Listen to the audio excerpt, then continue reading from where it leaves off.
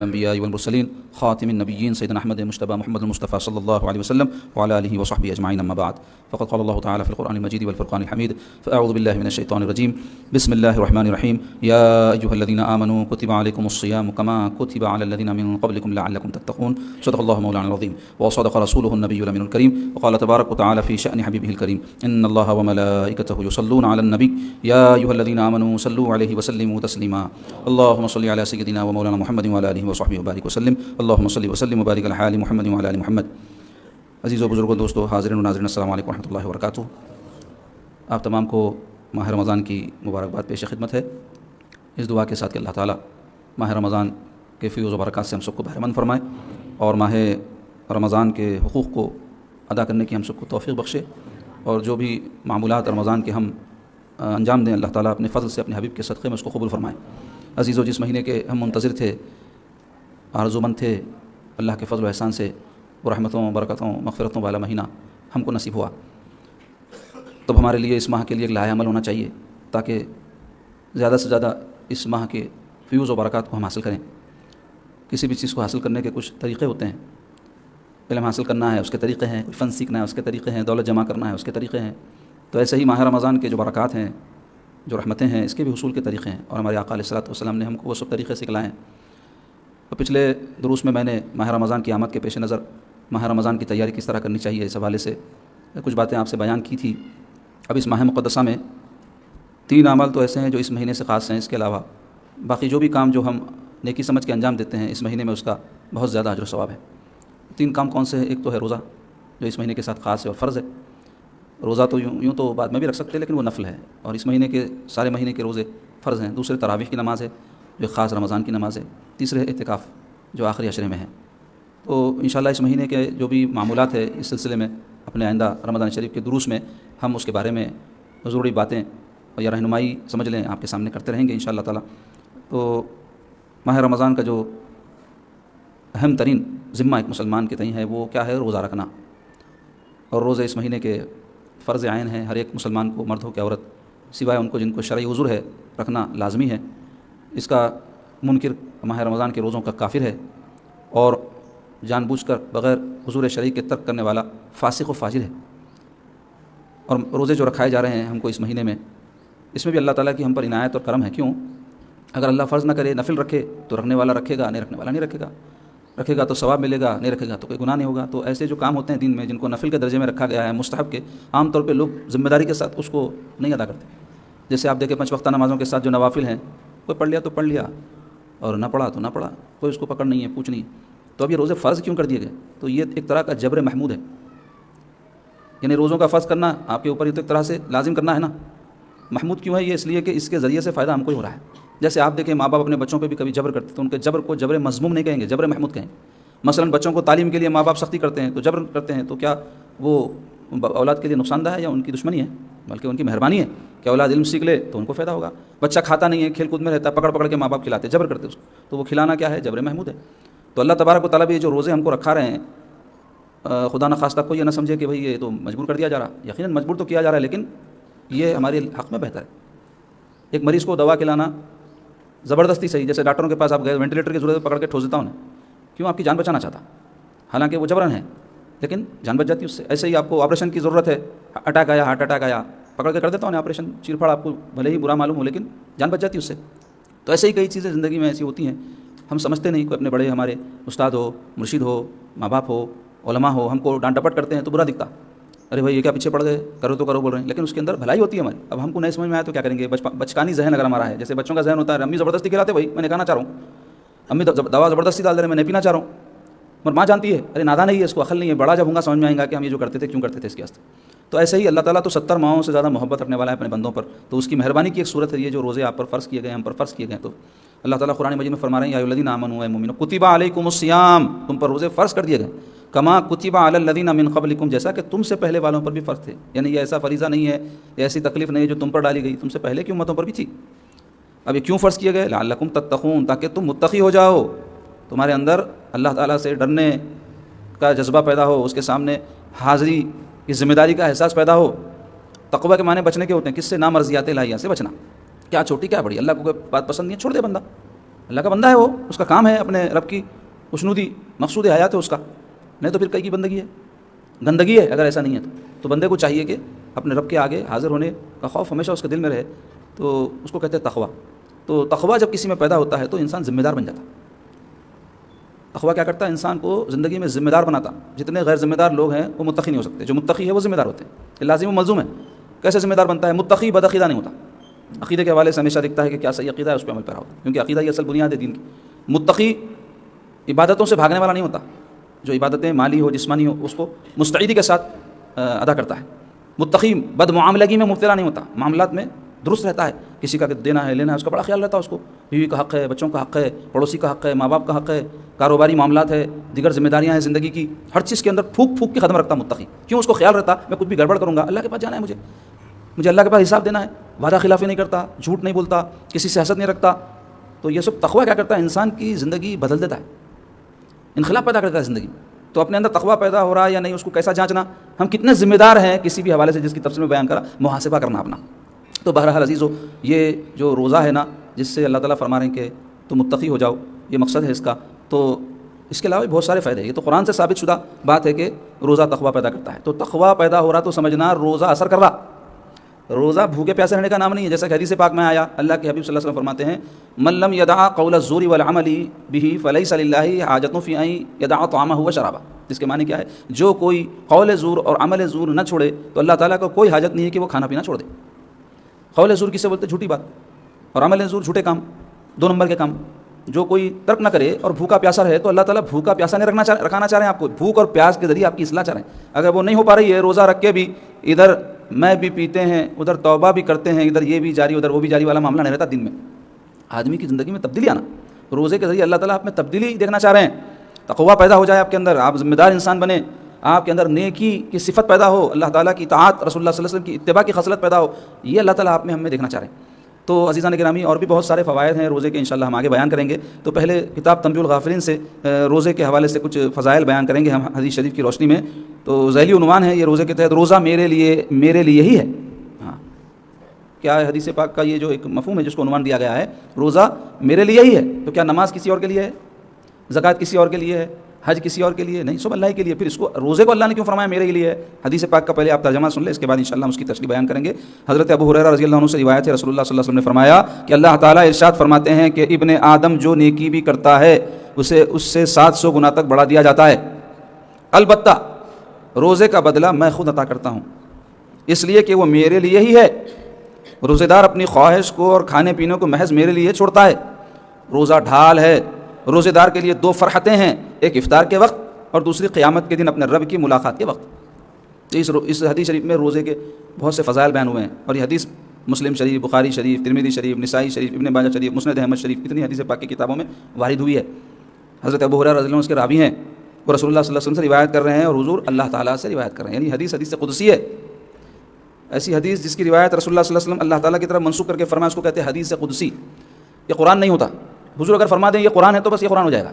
اس سے رسول اللہ صلی اللہ علیہ وسلم کی عظمت و شان کا آپ اندازہ لگائیے کہ حضور جس کو فرمائیے اللہ کا کلام ہے، اللہ کا کلام ہو جائے، اور حضور فرمائے کہ نہیں یہ قرآن نہیں ہے تو اس کی تلاوت نہیں کی جائے گی، لیکن یہ بھی وحی ہی کے حکم میں ہے، کیونکہ رسول اللہ صلی اللہ علیہ وسلم جو فرما رہے ہیں اللہ تعالیٰ کی طرف جب منسوخ کر رہے ہیں تو اللہ نے حضور کے دل میں بات القاء فرمائی یا کسی اور ذریعے سے حضور کے پاس پہنچ گئی اور حضور اس کو ہم کو بیان کر رہے ہیں۔ تو اس میں حضور پاک صلی اللہ علیہ وسلم کیا فرما رہے ہیں؟ اللہ تعالیٰ فرماتے ہیں، کیا فرماتے ہیں کہ ابن آدم یعنی اولاد آدم جو نیکی بھی کرتا ہے، مگر اس کے لیے شرط ہے ایمان ہونا۔ اولاد آدم بول تو سب آ گئے، اس میں یہود آ گئے، نصارہ آ گئے، مشرکین آ گئے، بت پرست سب آ گئے، تو کیا سب مراد ہے؟ نہیں، شرط کیا ہے؟ ایماندار ہو، اللہ کو ماننے والا ہو، ہے تو اللہ کا بندہ، مان کسی اور کو رہا ہے تو اللہ سے اجر کا کیوں انہیں توقع کرتا ہے؟ اللہ تعالیٰ شرط رکھے ہیں کہ اللہ کو مانے تب اس کو اجر ملے گا۔ تو فرمایا کہ ابن آدم جو نیکی بھی کرتا ہے اسے اس سے 700 گنا تک بڑھا دیا جاتا ہے۔ اللہ اکبر، اللہ کی ایسی عنایت ہے اپنے بندوں پر ایمان والے، اللہ چاہے تو کسی عمل کا بدلہ 700 گنا دے دے، اس کی مرضی ہے، وہ مالک ہے، اس کے پاس خزانے ہیں عطا کرنے کے، تو 700 گنا تک بڑھا دیا جاتا ہے۔ البتہ اب استثناء ہو رہا، روزے کا بدلہ میں خود عطا کرتا ہوں۔ اب یہ 600 700 جو بھی 700 بھی کثرت بتانے کے واسطے 7000 7 کروڑ بھی دے سکتے ہو، یہ عدد بتانا نہیں ہے، کثرت بتانا مقصود ہے۔ تو جیسے بولتے نہیں ہزاروں آدمی آئے تھے تو نہیں 5000 بھی ہو سکتے، 10000 بھی ہو سکتے، 10 لاکھ بھی ہو سکتے، ہزاروں آئے تو مطلب کیا ہوتا؟ کثرت بتانا چاہتے، تو ایسے ہی ہے۔ تو فرمایا البتہ روزے کا بدلہ میں خود عطا کرتا ہوں، یعنی یہ 700 گنا یہ وہ فرشتوں سے دلاتا ہوں اور روزے کا بدلہ میں خود عطا کرتا ہوں۔ تو اس کی تشریح میں شارحین لکھے ہیں ایک تو یہ معنی اس کا کہ براہ راست اللہ تعالیٰ اس کا اجر عطا فرماتے ہیں، فرشتوں سے نہیں دلواتے، تو وہ کیا عطا فرماتے ہیں لینے والے کو معلوم ہوگا، دینے والا جانتا۔ دوسرے یہ کہ بعض نے حدیث شریف میں جو عربی عبارت آئی ہے اصل میں انا اجزی بھی بلکہ آیا ہے، میں اس کا بدلہ دیتا ہوں، تو بعض نے اس کو انا اجزا بھی پڑھا ہے، یعنی میں خود اس کا بدلہ بن جاتا ہوں، یعنی روزہ جو رکھتا ہے بندہ اس کا بدل میں خود بن جاتا ہوں، مطلب اللہ تعالیٰ وہ بندے کو اپنا بنا لیتے اور اللہ اس کے بن جاتے، اللہ تعالیٰ کا تقرب اس کو نصیب ہوتا ہے، اللہ تعالیٰ کی رضا اس کو حاصل ہو جاتی ہے، یہ مقصود ہے کہ اس کا بدلہ میں خود دیتا ہوں۔ تو اس سے کیا پتہ چلا کہ روزے کا اجر و ثواب اتنا ہے کہ اللہ تعالیٰ فرشتوں کے اوپر نہیں چھوڑے ہیں، خود اپنے ساتھ اس کو رکھے ہیں کہ اللہ جس کو جو چاہے اس کی نیت اس کے اخلاص کے اعتبار سے اس کو عطا فرمائے۔ اور اس کے بعد فرمایا اس لیے کہ وہ میرے لیے ہی ہے، یعنی روزہ میرے لیے ہی ہے، نماز بھی اللہ ہی کے لیے نا بھائی، آپ جب نماز پڑھتے کیا نیت کرتے؟ 4 رکعت نماز پڑھتا ہوں واسطے اللہ کی۔ زکوٰۃ اگر کوئی یہ نیت سے دیا کہ نہیں میں اللہ واسطے نہیں دے رہا ہوں تو اس کی زکوٰۃ قبول ہوگی کیا؟ حج اگر کوئی یہ نیت سے کرا کہ کسی اور کے لیے کروں تو قبول، تو مسلمان اللہ ہی کے لیے کرتا، لیکن اللہ اس کو اپنی طرف کیوں خاص طور پہ نسبت دے رہے ہیں؟ تو اس کے بارے میں علماء کہتے ہیں ایک قول تو یہ ہے کہ یہ جو روزے کا عمل ہے یہ ریا سے پاک ہے، اور یہ ایسا عمل ہے اس میں بندہ کچھ کرتا نہیں ہے بلکہ کچھ کرنے سے باز رہتا ہے۔ دیکھو آپ نماز ہے، نماز جب آپ پڑھتے تو کوئی بھی دیکھتے پہچان لیتا آپ نماز پڑھیں، چھوٹا بچہ بھی ہے تو ایسا آ کے غور سے دیکھتا کیا کر رہے ہیں، کیوں ایک خاص حیت بنتی ہے ہماری نماز میں، قیام میں تو بھی رہتے، رکوع میں تو بھی رہتے، سجدے میں تو بھی رہتے، قاعدے میں تو دیکھتے معلوم ہوتا کہ عبادت کر رہے ہیں، تو ایک عمل کی صورت بن رہی ہے اور یہ دکھنے والی چیز ہے۔ روزے میں آپ کیا کرتے؟ کوئی عمل نہیں کرتے بلکہ کچھ کام چھوڑ دیتے، کھانا چھوڑ دیتے، پینا چھوڑ دیتے، تو اس کو یہ جو عمل نہیں کر رہے ہیں یہ دکھنے والی چیز نہیں ہے نا بھائی، کھانا چھوڑے سو کوئی دکھنے کی چیز، کھائے تو معلوم ہوتا کھا رہے ہیں، بلکہ نہیں کھائے تو کیسا معلوم ہوتا؟ تو ایک چھوڑنے والا کام ہے یہ، اس واسطے اس کے اندر ریا کا امکان نہیں ہے بولے علماء۔ نماز اگر کوئی پڑھ رہا ہے خضوع سے پڑھے ایسا دکھا رہا اور دل میں نیت ہے اس کے ذریعے لوگ میری واہ واہ کریں، تو اس میں کیا ہو جائے گا؟ دکھاوا ہوگا۔ زکوٰۃ ہے، بانٹ رہا پیسے نوٹا نکال کے لوگوں کو دے رہا، تو پتہ چلے گا یہ عمل کر رہا ہے، پیسے دے رہا ہے اللہ کی راہ میں، حج ہے، احرام باندھتے معلوم ہو جاتا ہے آج کو جا رہے ہیں ملک صاحب۔ تو روزے میں ایسا کچھ بھی نہیں، تو ریا کا امکان اس میں کم ہے، اس واسطے یہ عمل خالص اللہ کے لیے ہوتا ہے۔ اور اس میں کیا ہوتا ہے کہ بندہ اگر چپکے سے کھا لے پی لے تو کسی کو معلوم بھی نہیں ہوتا، لیکن صرف اس خیال سے کہ میرا رب تو دیکھ رہا میں کیسا کھاؤں گا کیسا پیوں گا۔ چھوٹا بچہ بھی رہا تو ڈرتا دیکھو آپ اس کو روزہ رکھا دیا انہیں کھاتا ہوں، ورنہ عام طور پہ بچے جو ہے ادھر گئے کچھ ڈال لیے منہ میں، ادھر گئے کچھ ڈال لیے، مگر جب روزہ بول کے اس کو رکھا دو آپ انہیں ڈرتا، اور میں روزہ انہیں کھاتا ہوں بولتا، تو ایسی کیفیت بندے کے اندر پیدا ہو جاتی، تو یہ اللہ کے لیے ہے، اس واسطے بول رہے ہیں اللہ تعالیٰ کہ میرے ہی لیے ہے۔ دوسرے نفس کی سخت مخالفت ہوتی ہے اس میں، کیونکھ کھانا پینا انسان کی ضرورت ہے نا بھائی، چلو بھائی مزے مزے کی چیزیں ہیں نہیں کھا رہے ہیں، سیدھا سادہ کھانا کھا لے رہے ہیں ایک الگ بات ہے، لیکن کھانے نہیں کھا رہے ہیں، پانی نہیں پی رہے ہیں، تو نفس کے اوپر وہ سخت بار ہوتا ہے، اور نفس انسان کا اس سے ٹوٹتا، نفس کے تقاضے بہت سخت ہے، انہوں کیسا بھی نکال لیتے اپنے، بھوک لگی تو انہوں بولتے بھائی مار دے کے کھا لے کس کو بھی، چوری کر کے کھا لے، مگر کھا لے، اور ضروری بھی ہے نہیں کھائے تو مر جاتے، تو اس میں کیا ہو رہا آپ ضرورت اپنی ترک کر دیں، تو اس واسطے یہ عمل اللہ تعالیٰ کو بہت پسند ہے کہ بندہ میرے لیے کھانا پینا چھوڑا، جبکہ میرا حکم ہے اس کو کھاؤ پیو، لیکن میں بول رہا ہوں مت کھاؤ تو نہیں کھا رہا، تو اللہ تعالیٰ کو پسند ہے۔ تیسرے علماء کہیں کہ اللہ تعالیٰ کھانے اور پینے سے پاک ہے، اللہ نہ کھاتا ہے نہ پیتا ہے، نہ اس کو نیند آتی ہے نہ اونگ آتی ہے، لا تأخذہ سنۃ ولا نوم اس کی شان ہے، تو ایسے ہی کھانے پینے سے بھی اس کی ذات پاک ہے۔ تو بندہ بھی جب روزہ رکھتا تو ایک طرح سے مشابہت ہو جاتی ہے اپنے رب سے، جیسے کوئی آدمی کسی سے محبت کرتا ہے تو اپنے محبت کے اظہار کے لیے ان کے جیسا بننے کی کوشش کرتا نہیں، تو ایسے ہی بندہ کیا کر رہا ہے، روزے کے ذریعے سے کھانے پینے کو چھوڑ کر اپنے رب کی ایک جو ہے جو صفت ہے کھانے پینے سے پاک ہونا، اس میں مشابہت اختیار کر رہا۔ چوتھے اجر کا جو ہے اس کو یقین ہے کہ اللہ تعالیٰ میں جو رکھوں گا روزہ بھوک اور پیاس تک کروں گا، میرا رب مجھے اس کا بدلہ دیں گے، تو اللہ سے صرف اجر کی وجہ سے، اجر حاصل کرنے کی نیت سے انہیں یہ سب چھوڑ رہا ہے، اس وجہ سے اس کو فرمایا کہ یہ میرے ہی لیے ہے، میرے سے امید رکھ رہا ہے، میری خاطر بھوکا پیاسا رہ رہا۔ اور آگے فرمایا اللہ تبارک و تعالیٰ نے روزے دار اپنی خواہشات کو اور کھانے پینے کو محض میرے لیے چھوڑتا ہے، اور فرمایا روزہ ڈھال ہے۔ ڈھال کسے بولتے؟ ایسی چیز کو جس سے اپنی مدافعت کی جاتی، تو روزے سے مدافعت ہوتی، نفس کے شر سے، شیطان کے بھٹکاوے سے، وساوس سے، اور بھی کئی چیزوں سے روزے کے ذریعے سے حفاظت ہوتی روزے دار کی، تو اس لیے فرمایا روزہ ڈھال ہے۔ اور پھر یہ بھی فرمایا کہ لا یخرقها الا الغیبہ، اس کو نہیں پھاڑتا مگر غیبت، یعنی روزہ جو ڈھال بنا ہوا ہے ہمارے لیے تمام شر سے، اس کو پھاڑنے کی وجہ کیا بنتی ہے؟ کوئی غیبت کر دے روزے کی حالت میں، کسی کی برائی کر دے، یعنی زبان سے جو برائی ہونا ہے اگر وہ اس سے سرزد ہو جائے تو وہ ڈھال پھٹ جاتی، اور ڈھال جب پھٹ جاتی تو مدافعت کمزور ہو جاتی۔ اور فرمایا روزے دار کے لیے 2 خوشیاں اللہ تعالیٰ فرما رہے ہیں، 2 فرحتیں، فرحت کہتے ہیں خوشی کو، 2 فرحتیں ہیں، ایک افطار کے وقت اور دوسری قیامت کے دن اپنے رب کے ملاقات کے وقت۔ تو پہلی جو فرحت ہے وہ کیا ہے؟ خوشی افطار کے وقت ہے۔ کیا خوشی ہے وہ؟ جب آپ کھاتے ہیں اور پیتے ہیں تو ایک عجیب طرح کی کیفیت دل میں پیدا ہوتی ہے، آپ غور نہیں کیے تو آج سے غور کیجیے۔ اور یہ کیوں ہوتی؟ آپ بھوکے رہ کر کھاتے ہیں، پیاسے رہ کر پیتے ہیں، تو نعمت انسان کے نزدیک اہم اس وقت ہو جاتی جب اس کو وہ نعمت تاخیر کے بعد ملتی۔ اب روزانہ ہوتا کیا، جو دل بولا کھا لیتے، جب دل بولا کھا لیتے، تو اس وجہ سے جو بھی نعمتیں کھا رہے ہیں اس کا اب لوگوں کو مزہ بھی نہیں آ رہا۔ دعوتوں میں پہلے کوئی جاتے تو 2 سے 4 چیز رہے تو ہم بچپن میں دیتے بہت خوش ہو جاتے تھے، کیا زبردست دعوت۔ اب 10-15 رہے بعد میں کیا نہیں ہے دیکھ رہے لوگ، کیا ہے دیکھ کے شکر نہیں کر رہے ہیں، کیوں؟ خوب کھا کے اگر یہ دعوت میں وہ رکھے تھے، یہاں نہیں ہے، دیکھو وہ میٹھا ایک ہی قسم کا ہے، 2 ہی ہے 3 نہیں ہے، ایسا زبان سے نہیں بولے تو دل میں خیال آ رہا. تو انسان جب خوب نعمتیں استعمال کرتا نا تو اس کو احساس ختم ہو جاتا کہ یہ نعمت ہے. لیکن جب روزہ رکھتا تو کھانا اور پینا تو ضرورت ہے، 10-12 گھنٹے 13 گھنٹے چھوڑ دیا، بعد میں اندر سے بھوک لگتی رہتی، پیاس لگتی رہتی. اب پانی کیا نعمت ہے، غور کرو آپ. پیاسے رہ کر پانی پینے کا جو مزہ ہے، پیٹ بھرے رہے وقت پیے تو نہیں ہے. جوس بھی لا کر کے تو نکو بھائی میرا پیٹ بھرا ہوا بولتے نہیں. چھوٹے بچے کو بھی بولو، حالانکہ خوب چیزیں پیتا، پیٹ بھر کے پی لیا تو پیو، نہیں بس ہے میرے کو بولتا. تو سمجھ جانا انہیں پہلے سے خوب دبا کے کھایا ہوا پیا ہوا ہے، ورنہ نہیں تو پسند ہے اس کو، نہیں فوری لیتا. تو نعمت جب تاخیر سے یا محرومی کے بعد ملتی تو اس کی مسرت ایک الگ ہی رہتی. تو وہ آپ کو بات بتائی جا رہی ہے کہ افطار کے وقت اس کو وہ کیفیت محسوس ہوتی. تو اس سے کیا پتہ چلا؟ ہم کو شکر گزار ہونا چاہیے نعمتوں پر اللہ. یہ جو ہم کو نعمتیں مل رہی ہے، جس کو ہم برت رہے ہیں، اس کی فراوانی کی وجہ سے احساس نہیں ہو رہا. ایک بزرگ ایک مرید صاحب تھے، روتی صورت کہتے، اکثر مریدان رہتے روتی صورت. جبکہ مرید کو شکر گزار ہونا چاہیے نا بھائی، انہیں مرید ہوا تو اس کا تربیت تزکیہ ہوا تو اس کو پتہ چلنا کہ جو کچھ میں کھا رہا ہوں پی رہا ہوں، جو کچھ نعمتیں مل رہی ہیں، میرا حق نہیں ہے، اللہ کا کرم ہے میرے اوپر. مگر ایسا ہوتا کا تو اکثر جو ہے جو مریدین رہتے، حضرت یہ کام نہیں بنا، حضرت وہ کام نہیں بنا، حضرت یہ نہیں ہوا، حضرت وہ نہیں ہوا. عادت ہی رہتی ان کو رونے کی. چلو بھائی اب مرشید ہے، اپنے ضرورت کا ان کے سامنے اظہار کر لے رہا، بولے تو ٹھیک ہے، عادت نہیں بنا لینا. کبھی شکر گزاری بھی کرنا، حضرت آپ کی دعا سے یہ کام بن گیا، حضرت آپ کی دعا سے ایمان سلامت ہے، حضرت آپ کی دعا سے. تو کبھی اللہ کی نعمتوں کا شکر بھی تو کرو. تو بہرحال انہیں بہت روتی صورت تھا. تو ایک دن حضرت دیکھے انہیں سدھر رہا نہیں، تو بولے ارے ہم یہاں تو بہت پریشان حال ہے، مفلس ہے، ایک کام کریں گے تیرے دونوں کانا کاٹ کے بیچ دیں گے، 25-25 ہزار روپے آتے. تو حضرت میں سنوں گا کیسا کانا میرے بیچ دیں گے تو کاٹ دیں گے. تو بولا تو جانتے تیرے آنکھیں نکال دیں گے، 50-50 ہزار روپے آتے. تو ارے دیکھوں گا کیسا حضرت، میں تیری زبان کاٹ کے بیچ دیں گے، اس کو بھی جو ہے جس سے تیرے کو اتنے پیسے آتے. ایک عضو کا نام لیتے گئے اصلاح کی خاطر. تو انہیں کوئی عضو اپنا دینے تیار نہیں ہوا. تو حضرت فرمائے ارے میاں تیرے جو اعضا ہے اس کا حساب کرے تو لکھپتی ہے، پھر رونا کہے گا رو رہا ہے. بولے تو کیا پتہ چلا انسان کے پاس کھانے کو پینے کو نہیں بھی ہے تو اس کا خود جو اپنا وجود ہے یہ اللہ کی بہت بڑی نعمت ہے. لیکن کبھی شکر ادا کرتے، زبان سے مزے کی چیزیں کھاتے، اللہ کتنی مزے کی زبان دیا. تو ہاتھ کھانے کو لگا تو مزہ نہیں آتا، بریانی کو لگاؤ، میٹھے کو لگاؤ، ہاتھ لگا تو مزہ آتا.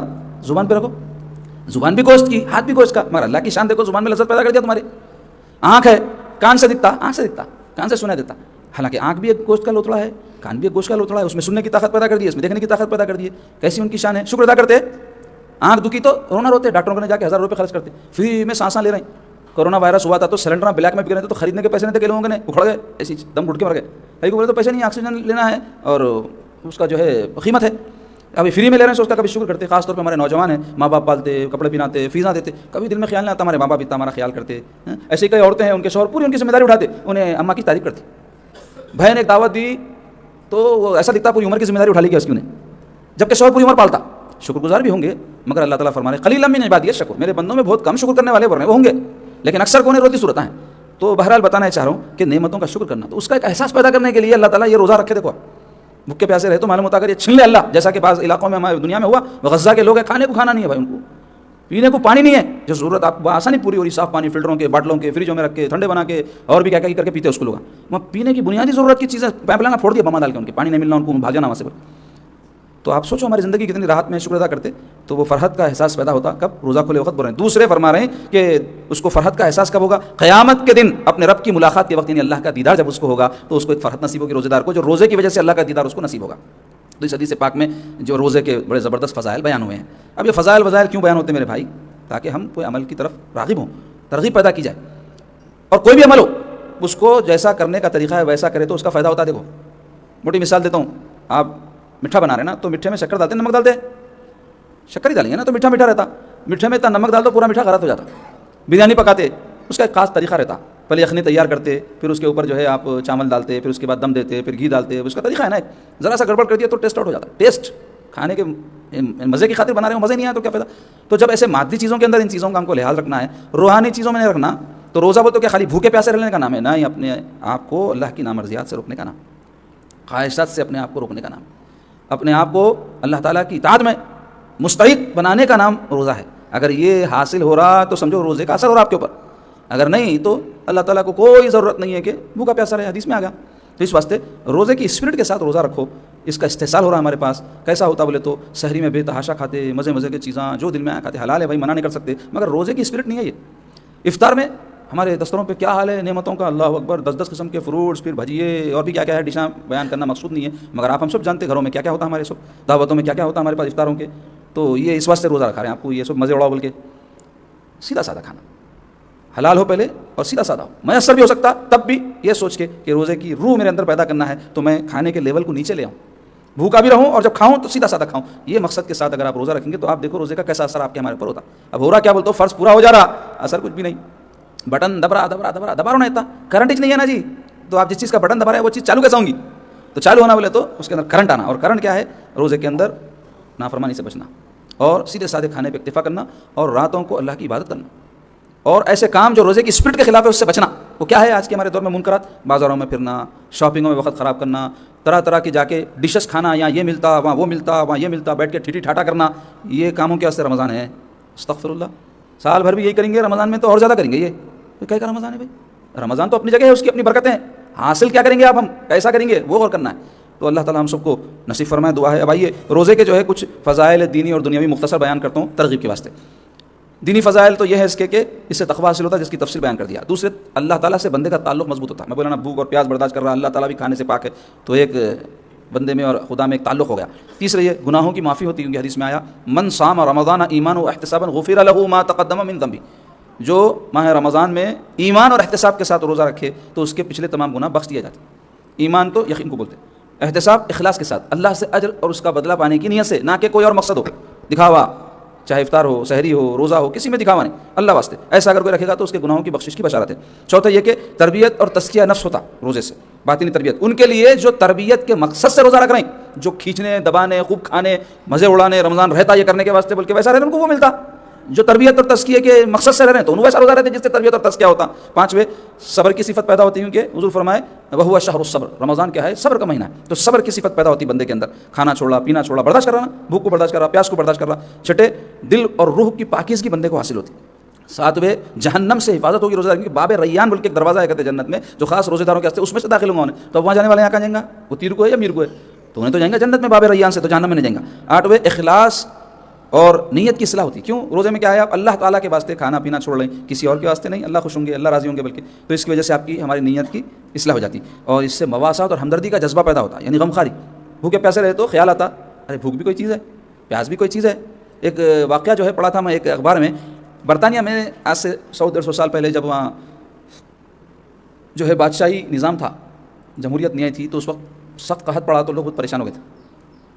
تو بادشاہ کی ایک بیٹی تھی کہتے، تو اس تک اطلاع پہنچی کہ ایسا قحط پڑ گیا اور لوگوں کو کھانا نہیں اور پریشان ہے، تو انہیں چونکہ ناز و نام میں پلی تھی، معصومیت سے بولی کہتے کھانے کو کھانا نہیں ہے تو ڈبل روٹی پہ جیم مسکا لگا کے کھا لینا لوگوں بلکہ بولی کہتے۔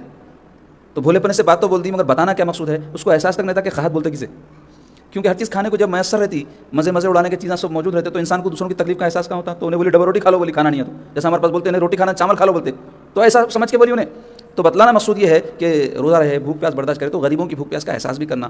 اب یہ سب ذہن سوچ رہی تو یہ ہوتا جی نہیں، تو بولا نا میں آپ کو کھٹکا دبتا خالی کرن نہیں ہے تو چیز چالو نہیں ہوتی۔ تو یہ چند دینی فائدے ہیں۔ اب دنیاوی فائدے بہت ہے، جسمانی فائدے ہیں، دماغی و نفسیاتی فائدے، اس کے طرز زندگی کے اندر تبدیلی اس سے واقع ہوتی، معاشرتی فائدے ہیں، اس کی تفصیل انشاءاللہ تعالیٰ پھر آئندہ دروس میں وقت میں گنجائش ہو تو ہم آپ کے سامنے بیان کریں گے۔ اب میں آخر میں رمضان کے حوالے سے یہی بولوں گا آپ کو کہ روزے کو روزے کی طرح رکھیے، تراویح کو تراویح کی طرح پڑھیے۔ تراویح کے اندر 2 باتوں کا خیال رکھنا، ایک تو سارا مہینہ پڑھنا، دوسرے سارا مہینہ 20 رکعت پڑھنا ہے، تیسرے یہ کہ ایک قرآن مجید آپ سن لیے 10 دن میں 15 دن میں تو تراویح ختم ہو گئی، مت سمجھیے تراویح سارا مہینہ ہے۔ اگر آپ ایک قرآن مجید 3 دن 5 دن 10 دن میں سن بھی لیے ہوں گے، سارا مہینہ کہیں تھوڑا تھوڑا جہاں قرآن ہوتا ہے گھنٹے سوا گھنٹے میں ختم ہو جاتا ہے، سوا پارہ بولتے ہیں ہمارے پاس، اس کو حالانکہ سوا پارہ نہیں رہتا، وہ 26 دن میں 30 پاروں کو تقسیم کرے تو 100 پارہ کہاں ہوتا، تو ایک ہمارے پاس عرف میں بات مشہور ہو گئی، تو تھوڑا تھوڑا بولو، آپ تھوڑا تھوڑا قرآن مجید سنتے ہوئے جہاں بھی پڑھ سکتے پورا مہینہ آپ تراویح پڑھیے، کیونکہ یہ بڑی زبردست عبادت ہے اور اس کا بڑا اجر ہے۔ عام دنوں میں نوافل پڑھنا نہیں نصیب ہوتا ہم کو، کم سے کم ماہ رمضان میں تو کثرت عبادت کی عادت ہو جاتی ہے، اور بندے ہیں تو بندگی کا اظہار کرنے کے لیے اپنے رب کے سامنے ٹھہرنا پڑے گا نا، تو تراویح اپنے رب کی بندگی کے اظہار کے ساتھ قیام کرنا ہے۔ اللہ تعالیٰ ہم سب کو نصیب فرمائے اور ماہ رمضان کی برکات سے سرفراز فرمائے اور اس کے حقوق کو ادا کرنے کی اللہ توفیق نصیب فرمائے۔ اب آئیے فقہی مسائل کے بیان میں، روزے کے مسائل آپ کے سامنے پچھلے کچھ دروس سے بیان ہو رہے ہیں، آج بھی انشاءاللہ ہم روزے ہی کے کچھ مسائل بیان کریں گے، جس میں پچھلے درس میں میں نے روزے کے مفسدات بیان کیے تھے اور بیان کیا تھا کہ وہ 2 قسم کے ہیں، ایک وہ ہیں کہ اگر اس طریقے سے روزہ ٹوٹے گا تو قضا اور کفارہ، ایک وہ ہے جس سے صرف قضا، جس کی تفصیل گزری۔ آج بعض روزہ نہ ٹوٹنے کی صورتیں بیان ہوں گی، یعنی عوام میں بعض وقت علم نہیں ہونے کی وجہ سے ایسا سمجھتے کہ ارے بھائی یہ کل لیا میں روزہ ٹوٹ گیا شاید، تو جب کہ ٹوٹتا نہیں ہے۔ تو وہ کیا چیزیں ہیں؟ ایک، اگر روزہ یاد نہ ہو اور بھول کر کچھ کھا پی لے یا جمع کرے، بھولے سے روزے میں کھا لینے سے پی لینے سے اور جمع کرنے سے روزہ نہیں ٹوٹتا۔ جان بوجھ کے اگر کوئی روزہ یاد ہوتے ہوئے کھا پی لیا تو نہ صرف روزہ ٹوٹے گا بلکہ قضا اور کفارہ دونوں کرنا پڑے گا، اور کفارہ کیا ہے؟ 60 متواتر روزے رکھنا پڑے گا جان بوجھ کر روزہ توڑے، اور بھولے سے کھا لے تو روزہ ٹوٹے ہی نہیں، قضا بھی نہیں کرنا ہے۔ قضا بولتے ایک روزے کے عوض میں ایک روزہ رکھنا، کفارہ بولتے ابھی بیان کر دیا میں۔ دوسرے، بے اختیار حلق میں غبار یا دھواں یا مکھی چلی جائے، بے اختیار تو روزہ نہیں ٹوٹتا. البتہ کوئی صاحب اگربتی ناک کرنے لا کے خوشبو سونگ رہے ہیں, ادلوبان لے آ کے منہ کرنے جلا کے سونگ رہے ہیں, تو روزہ ٹوٹتا بھی, قضا کرنا پڑتا ہے, اس میں کفارہ نہیں ہے. لیکن بے اختیار اگر حلق میں کوئی چیز چلی جائے, گاڑی کا دھواں روڈوں پہ نکلے خود چلے گیا, یا اچانک کہیں آپ گئے وہاں اگربتی کا کوئی دھواں لگا کے رکھا تھا, چلے گئے, آپ نہیں چاہتی تھے, ہٹ گئے پھر وہاں سے, تو ایسی صورت میں آپ کا روزہ باقی ہے. تیسرے, بے اختیار خے ہو جائے, اگرچہ منہ بھرو اور کئی مرتبے بھی ہو جائے, تب بھی روزہ نہیں ٹوٹتا خے ہونے سے. البتہ کوئی اپنے طور پہ حلق میں انگلی ڈال کے کر کے خے کرے تو اس کا روزہ ٹوٹے گا اور اس کو قضا کرنا پڑے گا. چوتھے, احتلام ہو جائے تو روزہ نہیں ٹوٹتا. کئی لوگ پریشان رہتے ہیں اس مسئلے کو لے کر بھی, تو اگر کسی کو احتلام ہو تو اس سے غسل اس پر واجب ہو جاتا ہے, لیکن روزے پر اس کا کوئی اثر نہیں پڑتا. پانچویں, دانتوں سے خون نکل کر حلق میں پہنچ جائے مگر تھوک پر غالب نہ ہو تو روزہ نہیں ٹوٹتا. اس کو کیسا پہچاننا؟ تھوک کے دیکھنا, اگر سفیدی غالب ہے, لالی کم ہے, سفیدی زیادہ ہے, تو روزہ نہیں ٹوٹا. اگر ایسا تھوک اس نے نکل لیا جس میں لالی غالب تھی اور سفیدی کم, تو اس کا روزہ ٹوٹ گیا. تو ان تمام صورتوں میں جو ابھی بیان ہوئی ہیں روزہ نہیں ٹوٹتا.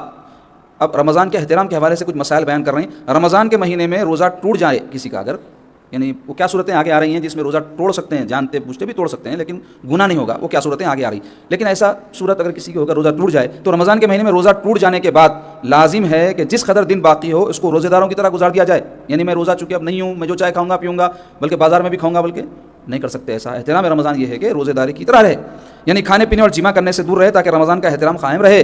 اسی طرح اگر مسافر دن میں اپنے گھر آ جائے, کیونکہ مسافر پہ تو روزہ نہیں ہے, بعد میں قضا کرنا ہے اس کو, تو انہیں سفر ختم کر کے آیا تک دن میں پہنچا گھر کو, یا نابالغ کوئی بچہ تھا وہ رمضان کے مہینے میں بالغ ہو گیا دن میں جو روزہ شروع نہیں کر پایا تھا, یا حیض و نفاس والی عورت پاک ہو جائے, یا مجنون اچھا ہو جائے, یا مریض تندرست ہو جائے, یا کوئی کافر مسلمان ہو جائے, تو ان تمام لوگوں کو بھی بقیہ دن روزے داروں کی طرح رہنا چاہیے. یعنی آدھے دن میں یہ سب کام ہو رہے ہیں ان کے, یا روزے کا اسٹارٹ کرنا نہیں ہو سکا اور دن میں ان کے ساتھ یہ معاملہ ہو جا رہا جو بھی بیان ہوئی تفصیل, تو ایسے شخص کو بھی, ایسی عورت کو بھی روزے دار کی طرح وقت گزارنا چاہیے. روزے کے مکروہات, یعنی وہ کام جو روزہ تو توڑتے نہیں ہیں, روزے کا ثواب چلا جاتا. روزہ کیوں رکھ رہے ہیں؟ ثواب کے لیے. اگر ثواب ہی نہیں مل رہا تو پھر بھوکے پیسے رہنا ہے. تو وہ چیزیں جو مکروہات ہیں وہ پتہ ہونا چاہیے تاکہ روزے میں ہم سے سرزد نہ ہو. پہلا مسئلہ, بلا ضرورت کوئی چیز چکنا یا چبانا. ویسے کوئی روزہ دار چکتا نہیں ہے, لیکن بعض صورتیں ایسی مجبوری کی آ جاتی ہیں چکنا پڑتا ہے. بہت لوگوں کے لیے کھانا پکڑا, نمک کم ہے زیادہ ہے اندازہ نہیں ہے, نہیں چکے تو سارے مہمانوں کے لیے تکلیف کا باعث ہو جائے گا. پکانے والا روزے دار ہے تو پہلے تو ہونا چاہیے کوئی روزے دار نہیں ہے تو ان کو چکا دینا, غیر مسلم ہے کوئی ان کو چکا دو, یا کوئی عورت ہے حائضہ نفس ہے روزہ نہیں رکھی اس کو چکا دو. ایسا نہیں ہو سکا, وہ مجبوری ہو کہ خود چکنا پڑ رہا ہے تو وہ چکلے تو روزہ نہیں ٹوٹتا, اس سے کلی کر دینا چاہیے چکنے کے بعد. لیکن ایسی کوئی صورت نہ ہو, لیکن کوئی تھوڑا بہت چکلے تو اس سے روزہ اس کا نہیں ٹوٹے گا, لیکن روزہ مکروہ ہو جائے گا. دوسرے, کلی کرنے یا ناک میں پانی چڑھانے میں مبالغہ کرنا. مبالغہ بولتے عام وقت پہ جب ہم وضو کرتے ہیں تو حکم یہ ہے کہ ناک میں پانی جب لیں تو منڈی اوپر کر کے اندر تک ناک کے پہنچائیں اچھی طرح سے, اور ایسے ہی جب کلی کریں تو غرغرہ کرنے کا حکم ہے وضو کے دوران. لیکن روزے میں ایسا نہیں کرنا چاہیے, بتا رہے ہیں کہ پانی ناک میں چڑھا کر اوپر نہیں کھینچنا چاہیے, یا غرغرہ نہیں کرنا چاہیے, کلی کر کے اوپر کا اوپر اس کو تھوک دینا چاہیے. تو اگر کوئی مبالغہ کرے تھوڑا بہت, اگر پانی چلا جائے تو روزہ ٹوٹے گا تو نہیں, لیکن مکروہ ضرور ہو جائے گا.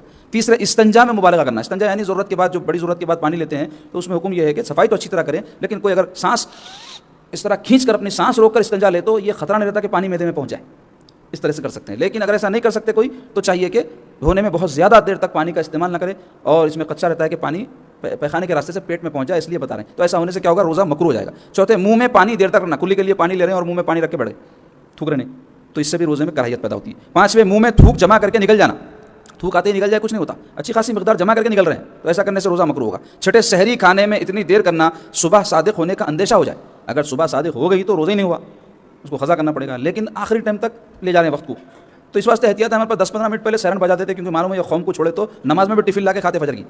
اس واسطے پہلے سے ختم کر دیتے قصہ, کیونکہ آپ کو طبیعت نہیں معلوم انسان کی, انگلی دے تو پانچا پکڑتے. تو اس واسطے ہمارے علماء کو سب معلوم ہے, فطرت تو بدلیں گی نہیں نا. زمانہ بدلا تو کیا ہوتا, فطرت بدلتی گیا. سانپ ڈسنا ہے تو ڈستے 100 سال کے بعد بھی ڈسیں گے, 100 سال پہلے بھی ڈستا تھا.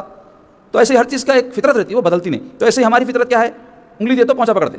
تو علماء کو معلوم, تو انہوں نے بولے نہیں 10-15 منٹ پہلے برخاست کر دو علم کو, نہیں تو یہ قوم جو ہے سدھرتی نہیں, بول کے رکھے وہ مسئلہ ہمارے پاس. تو اس واسطے سیرن دوسرا ہوتا نہیں, جب بھی روک دینا.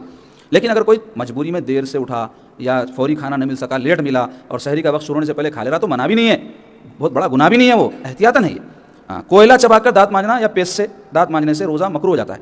اگر وہ نکل لے تو روزہ ٹوٹ جاتا ہے, لیکن نہ بھی نکلے لیکن ٹیسٹ آتا نا کوئلے کا, منجن کا, پیسٹ کا, اس واسطے منع ہے. ہاں, مسواک کر سکتے, کرنا چاہیے, فضیلت ہے وہ تو روزے میں کرنے کی. 8ویں, افطار بہت تاخیر سے کرنا, افطار کا وقت ہو جانے کے بعد. 9ویں, روزے میں غیبت کرنے سے روزہ مکروہ ہو جاتا, ٹوٹتا نہیں, ثواب رخصت ہو جاتا, جو اسپرٹ ہے روزے کی ختم ہو جاتی. جھوٹ بولنے, گالی گلوچ, پھوس زبان سے نکالنے سے بھی روزہ مکروہ ہو جاتا ہے. تو کیا کرنا پھر, گونگے رہنے کا روزہ رکھ لینا روزے کے ساتھ, یعنی بات کم کرنا, منہ کھولے تو اچھی بات کرنا. تو اس کا طریقہ کیا ہے, زبان کو ذکر میں لگاؤ, درود میں لگاؤ, استغفار میں لگاؤ, واعظ و نصیحت میں لگاؤ, اچھے اچھے کاموں میں لگاؤ. تو اس کے مخالف کاموں سے زبان بچ جاتی, وہ بھی نہیں ہو سک رہا تو منہ بند کر لے. ہو, منہ بند کرنے کا بھی ایک روزہ ہے, اس کا بھی بڑا اثر ہے, خاص طور پہ ان لوگوں کے لیے جو زیادہ بات کرنے کے عادی ہے. اب آئیے روزے کے مباحات. روزے کے مباحات بولے تو ایسے کام جو روزے میں کر سکتے کچھ بھی اثر نہیں ہوتا روزے پہ، روزے میں کوئی خرابی نہیں ہوتی. کیا کیا ہے؟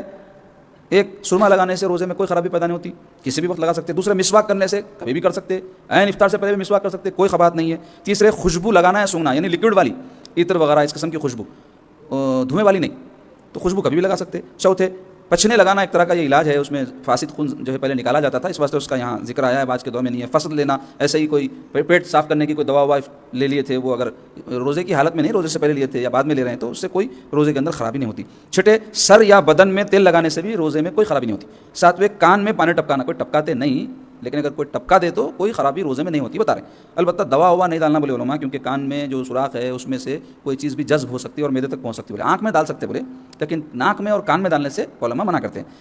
آنکھ میں دوا ڈال سکتے بلکہ مسئلہ 8واں بتا رہے ہیں. 9واں اپنا تھوک نکل جانا، جمع کر کے نہیں نکلنا. 10ویں کلی کے بعد منہ کی تری نکل جانا، اچھی طرح کوئی کلی کر دیا، اب مطمئن ہو جائے پورا پانی نکل گیا، تو اب وہ کلی کے بعد اپنا تھوک نکل رہا ہے تو تھوڑا بہت جو بھی پانی اس میں منہ میں رہ گیا اس سے کوئی روزے میں خرابی نہیں ہوتی.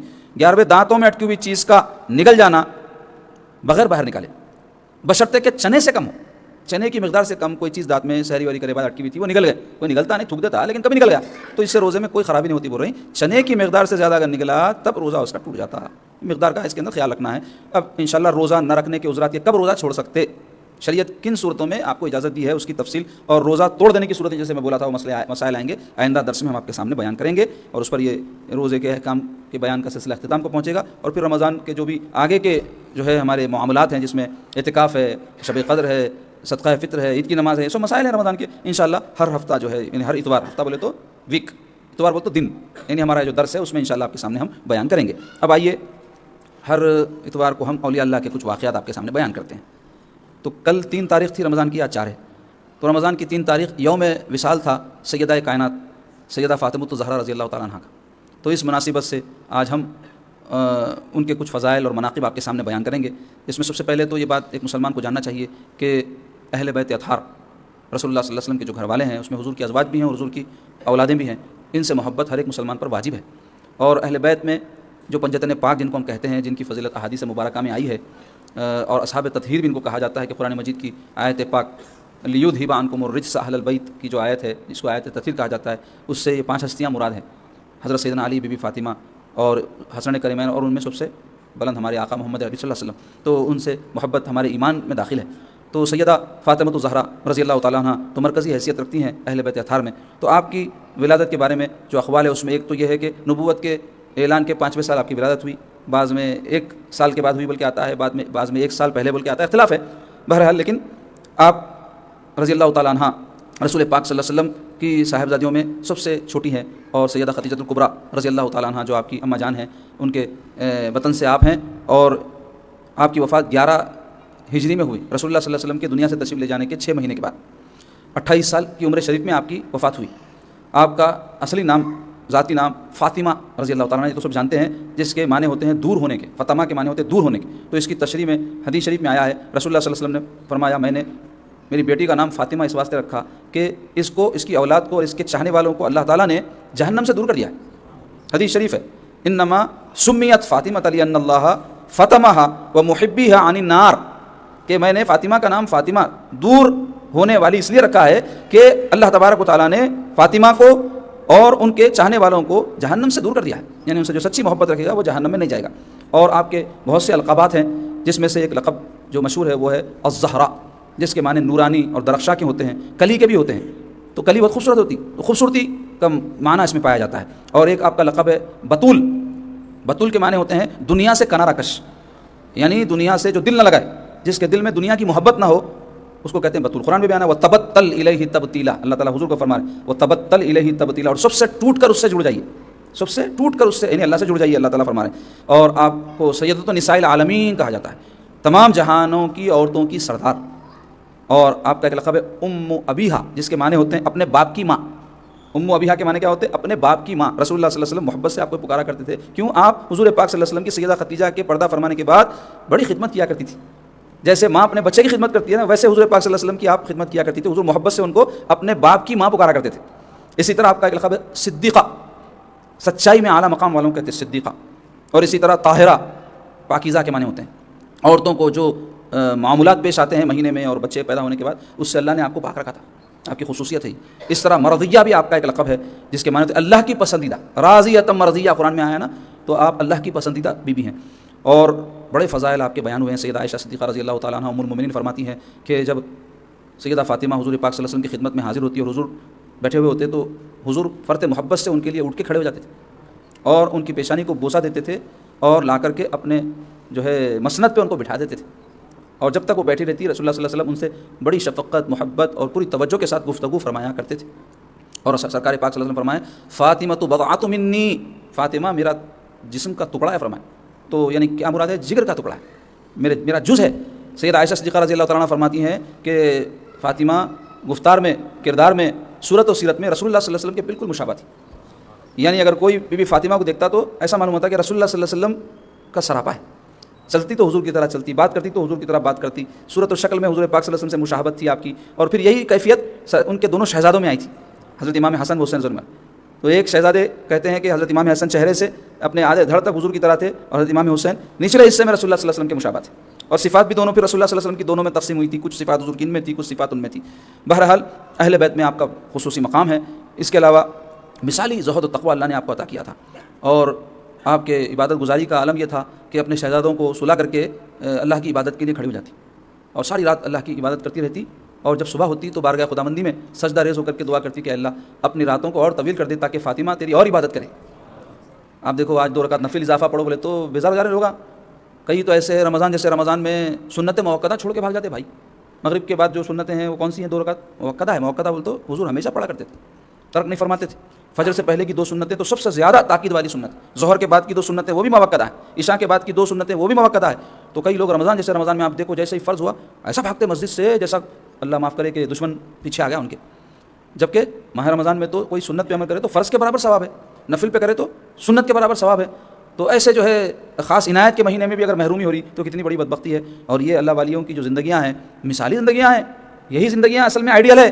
آج امت کی پستی، تباہی، بربادی، خاص طور پہ ہمارے جو خواتین ہیں ان کی تباہی اور بربادی، جس کے نتیجے میں ہمارے گھروں کی تباہی و بربادی ہو رہی ہے اور ہماری نسلوں کی تباہی و بربادی ہو رہی ہے. اس کی بہت بڑی وجہ یہ ہے کہ یہ مقدس ہستیاں جو ہمارے لیے آئیڈیل ہے ان کو چھوڑ دی ہمارے عورتیں، ناچنے والیاں، گانے والیاں، کھیلنے والیاں، کودنے والیاں، آوارہ قسم کی عورتیں جو سیریلوں میں آتے، فلموں میں آتے، ان کو اپنا آئیڈیل بنا لی. کتنے افسوس کی بات ہے. آپ غور کرو بازار میں جو ہے کئی قسم کے ایسے لباس آتے جو سیریل کے اندر پہنے ہوئے کپڑے جو ہے کہ نام رہتا اس کا. اب ہماری عورتیں ہر عید کو بازار کے کئی لوگ کاروباری بیوپاری میں سے ملتے تو ان سے پتہ چلتا ہے بات. یہ سب ہم تو بازار میں جا کے بیٹھتے ہیں نا، کیسا معلوم آپ سوال ہوں گا. تو کاروباری لوگوں کے ملتے تو ان سے بات ہوئی تو جن کے دل میں درد ہے امت کا، انہوں نے سناتے حضرت بازار میں یہ ڈیزائن کا کپڑا، یہ سیریل کے اندر پہنے سے کپڑا آیا اور ہمارے مسلمان عورتیں ڈیمانڈ کر کے خرید رہے ہیں. وہ فلاں سیریل میں وہ پہنے تھے وہ کپڑے لاؤ، وہ فلاں فلم میں اس کا یہ نام ہے وہ لے کے آؤ. مسلمان ایسے ہوتے جی. مسلمان تو سیدہ کی کنیزیں ہوتی، سیدہ عائشہ کی غلام ہوتی. وہ ان کی صفتیں میں آنا، کیسا ان میں صبر، کیسا تقویٰ، کیسا زہد، کیسی شرم، کیسی حیا. اللہ اکبر. سیدہ کے بارے میں آتا ہے شرم و حیا کی کیسی پیکر تھی آپ کہ ایک مرتبہ سیدنا علی رضی اللہ عنہ جلدی گھر میں آئے، بولے فاطمہ میرے کو فلاں کام ہے جلدی کر کے دے دو، میرے کو جانا ہے، حضور کی مجلس چھوڑ کے آیا میں. اور حضور کی مجلس میں ایک موضوع کے اوپر گفتگو ہو رہی تھی، حضور سب سے سوال کر رہے تھے، میری باری ہے اب جا کے جواب دینا ہے. تو سیدہ پوچھے کہ علی کیا سوال کرے رسول اللہ صلی اللہ علیہ وسلم؟ تو بولے حضور سوال کیے کہ بہترین عورت کون سی ہے، یعنی بہترین عورت کی صفات کیا ہے، اس کی پہچان کیا ہے. تو سب جنے اپنا اپنا جواب دے رہے تھے، میرے کو بھی اپنا جواب دینا ہے. تو سیدہ کہنے لگی اے علی میں جو ہے آپ کو اس کا جواب بتاتی ہوں، آپ وہی جواب دیجیے. تو سیدنا علی بولے ٹھیک ہے، وہ بتا دیے جواب سیدہ. اب حضور حضرت علی سے پوچھا علی تم بتاؤ دنیا کی بہترین عورت کون سی ہے؟ تو اس پر سیدنا علی کہنے لگے یا رسول اللہ دنیا کی بہترین عورت وہ ہے جو نہ کسی غیر مرد کو دیکھے، نہ کوئی غیر مرد اس کو دیکھے. جیسے ہی آپ یہ جواب دیے رسول اللہ صلی اللہ علیہ وسلم کا چہرہ مبارک کھل اٹھا. تو حضور میرے غیب دان پوچھے علی یہ بات کون بتایا تمہارے؟ کیونکہ ہر ایک شخصیت کے بارے میں رہتا کہ ان کی یہ کیفیت ہے، ان کا یہ معاملہ ہے. تو اس پر جو ہے سیدنا علی کہنے لگے یا رسول اللہ یہ بات میرے کو فاطمہ بتائے. تو یہ سن کے میرے سرکار فرمائے وہ تو میری جگر کا ٹکڑا ہے فرمائے. مگر اس سے آپ اندازہ لگاؤ کہ کیسا جو ہے شرم و حیا کا معاملہ ہے، کیسی جو ہے آپ کی پاکیزہ فکر اور سوچ ہے جو آپ اپنے جو ہے بابا کی امت کے لیے عطا فرمائیں. وہ کیا ہے کہ کوئی غیر مرد کو عورت نہیں دیکھنا، نہ کوئی غیر مرد اس کو دیکھنا. تو اس کے لیے ہم پر برخا رہ گیا. اتنی سی باتیں سمجھ میں نہیں آتی لوگوں کو اور اس کو بوجھ بتایا جا رہا. آج کل یہ جتنے بھی ترقی یافتہ ہونے کا دعویٰ کر رہے ہیں یاد رکھو یہ لوگ ترقی یافتہ نہیں ہے، بے شرم ہے، یہ بے حیا لوگ ہے. یہ جو ہے چاہتے ہیں کہ ہماری مسلمان عورتیں بھی ان کی طرح ہو جائے تاکہ ان کے گروپ میں شامل ہو گئے. تو ان کے مخالفت نہیں کرتے، ان کے غلط کاموں کو برا نہیں بولتے. آپ اگر کسی کے ساتھ بیٹھنے اٹھنے کے عادی ہو گئے تو اس کی برائی کو نہیں آپ جو ہے اظہار کرتے، کئی کو تعلقات خراب ہوتے ہیں، ملنا جلنا ختم ہو جاتا بلکہ، تو ان میں آپ گھل مل جاتے. تو ایسے یہ لوگ بھی چاہتے ہیں. اللہ تعالیٰ قرآن میں فرما رہے ہیں وَلَن تَرْضَىٰ عَنْكَ الْيَهُودُ وَلَا النَّصَارَىٰ حَتَّىٰ تَتَّبِعَ مِلَّتَهُمْ. ہرگز تم سے یہود و نصارہ اس وقت تک راضی نہیں ہوں گے جب تک کہ تم ان کی ملت کی اتباع نہ کر لو، یعنی ان کے جیسے نہ ہو جاؤ. انہوں اتنے چاہتے آپ نمازاں پڑھو ان کو کوئی تکلیف نہیں ہے, روزے رکھو کوئی تکلیف نہیں ہے, حج کر لو کوئی تکلیف نہیں ہے, بلکہ یہ لوگ فنڈا دیتے ہیں آپ کو, جاؤ بلکہ حج کو کئی جنے سبسڈیاں نہیں دی, آپ انڈیا کی گورنمنٹ آپ کو برسوں تک دیتی رہی سبسڈی, ان کو کوئی طرح نہیں رہتا. آپ جہاں ہی ایسے باتیں جو بے حیائی کے متعلق ہے, حرام کاموں کے متعلق ہے, سود خوری شراب خوری کے متعلق ہے, ان کو بولو, جب ان کو غصہ آتا ہے دیکھو اس سے نہیں رکنا بولتے لوگ, آپ یہ سب کرتے ہوئے ان کے ساتھ رہو, نماز پڑھو بولتے ہیں, کوئی اعتراض نہیں. تو مختصر یہ کہ ایسی شرم حیا کی پیکر تھی ہماری جو ہے سیدہ کائنات. اس کے علاوہ اپنے شوہر کی خدمت گزار, فرما بردار, نبی پاک صلی اللہ علیہ وسلم کی صاحبزادی سے بڑھ کے کسی کا مرتبہ ہو سکتا ہے جی عورتوں میں؟ اس کے باوجود اپنے شوہر کی خدمت گزارتی. آج بچیاں تھوڑا پڑھ لیے لکھ لیے یا کوئی اگر حافظ عالم بن گئے تو کیا سمجھ رہی ہیں ہمارے شوہر ہماری خدمت کرنا ہوتا نہیں بھی سمجھی, تو شوہر کی خدمت تو نہیں ہے میرے پردہ سمجھ رہے ہیں. بولے تو کیا ہوا زبان سے, جذبات تو یہ رہے, میں عالم ہوں نا, میں فاضل ہوں, میں اتنا کالج میں پڑھی, میں ٹیچر ہوں, میں یہ ہوں. ارے بھائی تم کچھ بھی ہوں گے لیکن تمہاری شرعی حیثیت تو نہیں بدلتی ہے, تو بیوی ہے تو بیوی نا بھائی, تو بیوی ہونے کی حیثیت تھوڑی بدل جائے گی. ایسے اگر کوئی شوہر یہ سوچے کہ میں تو اتنا قابل ہوں, اب بیوی کا حق میرے اوپر کیا ہے بلکہ نہیں سوچ سکتے آپ قابل ہوں گے اپنی ذات کے واسطے, آپ نمازی ہوں گے اپنی ذات کے واسطے. ایسی کوئی عورت ہوگی بہت نیک ہے, عالم ہے, فاضل, اپنی ذات کے لیے اس کا فائدہ اس کو ضرور ہوگا, لیکن مرتبے جو کسی کے متعین شریعت نے کیے ہیں اس میں کوئی فرق نہیں آتا. جب ایسی پاک باز بیوی جو تمام جنتی عورتوں کی سردارہ ہیں, ان کی یہ صفت تھی کہ ایک مرتبہ بخار آ گیا سیدہ کو بہت شدید, اور بخار کی وجہ سے بہت کرا رہی تھی. آپ سیدنا علی بیٹھے ہوئے تھے, ساری رات کراتی رہی, یہاں تک کہ عین جو ہے آخری حصے میں رات کے آنکھ لگ گئی حضرت علی کی بھی اور سیدہ کی بھی. جیسے ہی فجر کا وقت ہوا حضرت علی اٹھے, نماز کو چلے گئے. نماز سے جب واپس آئے تو کیا دیکھتے ہیں کہ سیدہ چکی پیس رہی ہیں. اس زمانے میں ریڈی میڈ آٹے نہیں رہتے تھے, چکیاں پیس کے آٹا بنانا, پانی مولیوں سے سین لینا, سب کام اپنے ہاتھوں سے کرنے کا رہتا تھا. تو سیدہ چکی پیس رہی, تو سیدنا علی آ کے بولے, اے فاطمہ کیوں اپنی جان کے دشمن بن گئے آپ؟ ساری رات بخار سے تڑپتے رہے, سوئے نہیں, کچھ نہیں, ابھی بھی بخار ہے اور آپ چکی لے کے بیٹھ گئے. بولے تو یہ سن کے آپ کیا فرمائیں, علی میرے بابا میرے کو دو باتوں کی نصیحت کرے تھے. ایک یہ کہ تم اللہ کی بیٹی ہمیشہ عبادت کرتے رہنا, دوسرے اپنے شوہر کی خدمت اور فرمانبرداری کرنا. تو میں اٹھی, فجر پڑھ لی, اللہ کی عبادت کر لی, اب میں اپنے شوہر اور بچوں کی خدمت میں لگ گئی. آج خالی یہ باتوں کو لے کے مسلم معاشرے میں کتنے جھگڑے آپ غور کرو. کئی بچیوں کے طلاق ہو جا رہے ہیں صرف اس وجہ سے کہ گھروں میں ان کو کام کاج کرا رہے ہیں, نہیں رہتے بول کے. ہاں یہ اور بات ہے کہ ظلم نہیں کرنا چاہیے بھائی بچیوں کو بھی, کئی سسرالوں میں بہت ظلم ہوتا ہے ان کے اوپر, ایسا سمجھتے ہیں کہ کام کرنے کو شادی کر کے لائے. جو ان کی طاقت ہے, پہلے کے عورتوں محنت کی عادت تھی, کرتے تھے ہوں گے, اب نہیں کر سک رہے ہیں, تو سنبھال لینا ساسا ذرا, نندا نہیں سنبھالتے, وہ کھنل دیتے ڈال کے. اس کی وجہ سے کیا ہو جا رہا ہے, گھر ٹوٹ جا رہے ہیں. دل بڑا رکھنا, یہی تعلیم ہمارے دین کی. دین بولے تو کیا خالی نماز روزہ ٹوپی رمضان یہ سمجھ کے رکھے گیا؟ دین بولے تو اللہ سے ڈر رہنا دل میں. تو اللہ سے ڈر رہا تو دوسروں کی بھی تکلیف کا احساس پیدا ہوتا کہ بھائی ہم کو اللہ کے پاس جانا ہے, کسی کو ستائیں گے, اذیت دیں گے, کسی کو پریشان کریں گے, کیا جواب دیں گے اللہ کے؟ بولنا ذمہ دار بنتا آدمی, دیندار آدمی ذمہ دار رہتا. تو بڑے فضائل اور ہیں سیدہ کے, لیکن وقت میں اختصار کی وجہ سے میں اس کی تفصیل اور بیان نہیں کر سکتا. اب آخر میں اتنا ہی بولوں گا, یہ ایسی پاک باز بیویاں ہیں کہ ان کی محبت ہمارے اوپر نہ صرف واجب ہے بلکہ ان کی اطاعت بھی واجب ہے. ان کے طریقے پر زندگی گزارنا ہی کامیابی ہے.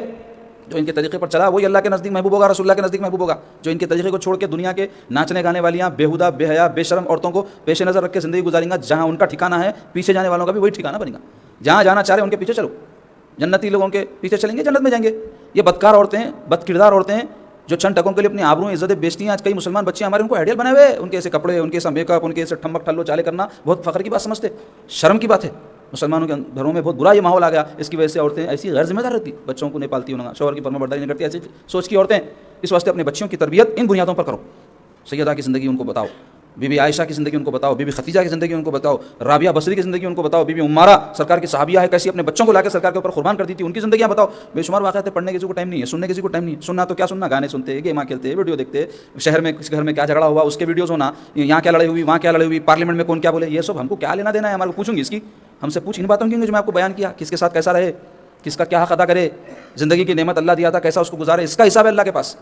بہرحال باتیں بہت ہے, اللہ تعالیٰ ہم سب کو نیک توفیق عطا فرمائے. عزیزوں کو ضروری اعلانات سماعت کیجیے. پہلا اعلان تو یہ ہے کہ خانقاہ شریف میں رمضان شریف کی مناسبت سے روزانہ تراویح کے بعد 10 بجے سے ذکر اور کچھ دیر نصیحت کے بیان کا سلسلہ چل رہا ہے, آپ لوگوں سے استفادہ کریں. 20 رمضان مبارک اس سال 10 مارچ کو آئے گی, منگل کا دن ہے, تو اس موقع پر سالانہ فاتحہ بزیمن یوم شہادت مولا کائنات رضی اللہ عنہ و بزیمن عرس شریف دادا بزرگوار حضرت شاہ غلام سمدانی ثاقب رحمۃ اللہ علیہ بارگاہ عالیہ شجاعیہ عیدی بازار میں مقرر ہے. تو 20 رمضان کو شام 4 بجے سے سالانہ مجلس بارگاہ شریف عیدی بازار میں منعقد ہوگی, جس میں قرآن خوانی, ختم قرآن, فاتحہ خوانی ہوگی اور تمام حاضرین کے لیے افطار و تناول طعام کا اہتمام رہے گا. اور اسی دن بعد نماز تراویح 10 بجے سے عظیم الشان جلسہ قرأت قرآن مجید بارگاہ شریف میں مقرر ہے, جس میں مصر کے قراء جلسے میں شرکت کریں گے اور اپنے مخصوص لہن میں تلاوت قرآن مجید کی سعادت حاصل کریں گے. تو مرد حضرات اور خواتین ہر دو کے لیے اس پروگرام میں 20 کے شرکت کا نظم رہے گا. آپ لوگ اس کو نوٹ کر لیں. 10 مارچ 20 رمضان منگل کا دن ہے. اور اس کے علاوہ یہاں جامع مسجد شجاعیہ چار مینار میں 24, 25, 26 رمضان کو سہ شبی شبینہ ہر سال کی طرح اس سال بھی منعقد ہوگا, جس میں نماز تراویح میں روزانہ 10 پارے قرآن مجید سنایا جائے گا. 3 دن میں مکمل قرآن مجید, جس میں 2 طاق راتیں میسر ہوں گی. 24 اور 26 کی جو راتیں ہوتی ہیں وہ طاق ہوتی ہیں. تو 24, 25, 26 کو یہ شبینہ مقرر ہے. اور 10 یومی اعتکاف, اجتماعی اعتکاف جامع مسجد شجاعیہ چار مینار میں ہر سال کی طرح اس سال منعقد ہوگا, جس میں تعلیم، تربیت، عبادت وغیرہ کا نظم رہے گا تو جو صاحبین بھی 10 دن کا اعتکاف کرنا چاہتے ہیں یا کم زیادہ کا کرنا چاہتے ہیں وہ حبیب صاحب شاہین نگر کے ان کو اپنے نام فون نمبر لکھا دیں، اور جیسے ہی کوئی ترتیب ہوگی اس کی اطلاع آپ تمام کو دی جائے گی. اور اگر کوئی اعتکاف میں پورا دن میں نہیں بیٹھ سکتے، جتنا وقت بھی آ کے تعلیم تربیت کا سلسلہ رہے گا اس سے استفادہ کر سکتے ہیں. اور پھر ایک مرتبہ میں آپ تمام سے اپیل کروں گا کہ 25% اپنے زکوٰۃ میں سے جو بھی زکوٰۃ ادا کر رہے ہیں خانقاہ شریف کے فنڈ میں جمع کر کے آپ لوگ اجر و ثواب حاصل کریں. اور انشاءاللہ ماہ رمضان میں بھی ہمارے اتوار کے درس کا سلسلہ پورا مہینہ جاری رہے گا، اس کو نوٹ کر لیں اور اس میں شرکت کریں. اللہ پاک سے دعا ہے یا اللہ ہم سب کو نیک توفیق عطا فرمائیے. ماہ رمضان مبارک تو آپ نے اپنے فضل سے اپنے حبیب کے صدقے میں ہم کو نصیب فرمایا، اس کی قدر کرنے کی توفیق نصیب فرمائیے. اس ماہ کے ایک لمحے کو غنیمت جاننے کی توفیق نصیب فرمائیے. اس مہینے میں جو کرنے کے کام ہیں وہ کرنے کی توفیق نصیب فرمائیے، اور جو بچنے کے کام ہے اس سے ہم کو بچا لیجیے. اے اللہ ہمارے گناہوں کی مغفرت فرمائیے، ہمارے خطاؤں کو بخش دیجیے، ہماری نیکیوں کو قبول فرمائیے، ہماری عبادتوں کو قبول فرمائیے. زیادہ سے زیادہ عبادت کرنے، آپ کو راضی کرنے کی توفیق نصیب فرمائیے. اے اللہ روزوں کو جیسا رکھنا ہے ویسا رکھنے کی ہم کو توفیق بخشیے، اور اس روزے میں جو کام ممنوع ہے اس سے بچنے کی توفیق نصیب فرمائیے. اے اللہ روزے کی روح ہمارے اندر پیدا فرمائیے، ہم میں تقویٰ پیدا فرمائیے، ہم میں اخلاص پیدا فرمائیے، صبر و شکر کی کیفیت پیدا فرمائیے، اچھی اچھی خصلتیں پیدا فرمائیے، برے خصائل سے ہم سب کو بچائیے. اے اللہ دین و دنیا کے تمام امور میں استقامت نصیب فرمائیے. مولا یہ مہینہ صدقات و خیرات کی کثرت کا مہینہ ہے، اور آپ کی راہ میں سخاوت کے صفت کے ساتھ خرچ کرنے کی توفیق نصیب فرمائیے، خوش دلی سے خرچ کرنے کی توفیق نصیب فرمائیے. بخل سے ہم کو محفوظ رکھیے. اے اللہ جو بھی آپ کی راہ میں خرچ کریں آپ کی خوشنودی حاصل کرنے کی غرض سے کریں، اور اپنے فضل سے اس کا ہم کو دنیا آخرت میں اجر نصیب فرمائیے. اے اللہ ہم کو برکت نصیب فرمائیے، اپنے تمام امور میں ہمارے برکت ڈال دیجیے. وصلی اللہ تعالی علی سیدنا و مولانا محمد و آلہ و صحبہ اجمعین برحمتک یا ارحم الراحمین والحمد للہ رب العالمین.